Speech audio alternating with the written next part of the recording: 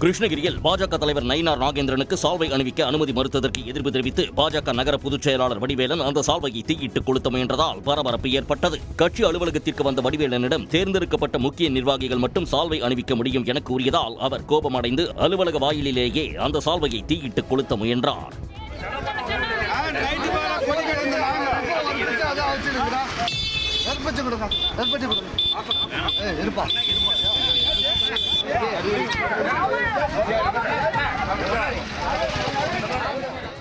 அங்கிருந்தவர்கள் வடிவேலனை தடுத்து உள்ளே அழைத்துச் சென்றனர். இதனால் பாஜக அலுவலகத்தில் சிறிது நேரம் பரபரப்பு ஏற்பட்டது.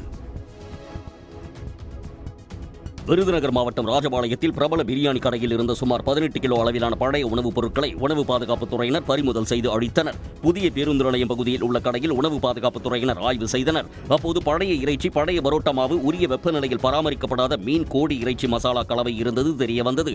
எனவே 18 கிலோ எடையுள்ள பழைய உணவுப் பொருட்கள் மற்றும் 2 கிலோ ஐஸ்கிரீம் வகைகளை பறிமுதல் செய்து அழித்தனர். மேலும் உரிய அனுமதியின்றி ராமலிங்கபுரத்தில் உள்ள கோழி பண்ணையில் செயல்பட்டு வந்த பிரியாணி தயாரிப்பு கூடத்தின் செயல்பாடுகளையும் நிறுத்தினர். புதுக்கோட்டை மாவட்டம் ஆலங்குடி ஐயப்பன் கோயிலின் மார்கழி மண்டல பூஜையை முன்னிட்டு ஐயப்பன் வீதி உலா விமர்சையாக நடைபெற்றது. மேளதாளம் முழங்க பட்டாசுகள் வெடித்து வான வேடிக்கையுடன் நடைபெற்ற ஐயப்பன் ஊர்வலத்தில் சுற்றுவட்டார கிராமங்களைச் சேர்ந்த ஏராளமானோர் பங்கேற்று வழிபட்டனர்.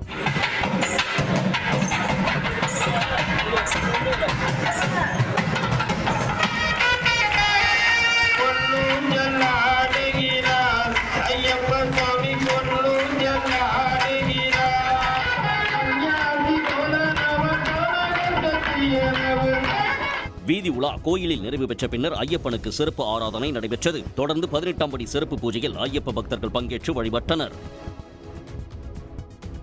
எடப்பாடி அருகே தமிழ்நாடு வீட்டு வசதி வாரியம் கையகப்படுத்திய நிலத்தில் பணிகள் நடைபெற்ற போது நில உரிமையாளர்கள் முற்றுகையிட்டு போராட்டத்தில் ஈடுபட்டனர். 1988ஆம் ஆண்டு சுமார் 100 ஏக்கர் நிலத்தை வீட்டு வசதி வாரியம் கையகப்படுத்தி நில உரிமையாளர்களுக்கு இழப்பீடு வழங்கப்பட்டது.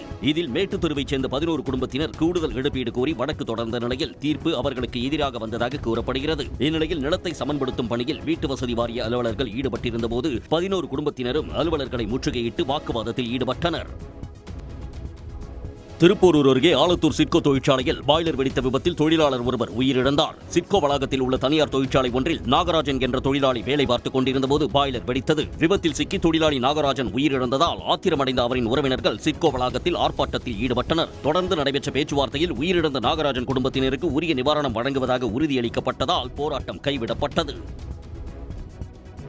புதுக்கோட்டை மாவட்டம் அறந்தாங்கி அருகே மீமிசல் திருப்புணவாசல் பகுதியில் தொடர் திருட்டில் ஈடுபட்ட 6 பேர் கைது செய்யப்பட்டனர். வழிப்பறி, இருசக்கர வாகன திருட்டு தொடர்பாக போலீசார் 2 தனிப்படை அமைத்தும் கண்காணித்து வந்தனர். இதனிடையே பல்வேறு பகுதிகளில் வாகன சோதனையின் போது சந்தேகத்தின் பேரில் நடத்திய விசாரணையில் 6 பேர் இந்த திருட்டில் ஈடுபட்டது கண்டுபிடிக்கப்பட்டது. அவர்கள் அனைவரையும் மணமேல்குடி நீதிமன்றத்தில் ஆஜர்படுத்தி புதுக்கோட்டை கிளை சிறையில் போலீசார் அடைத்தனர்.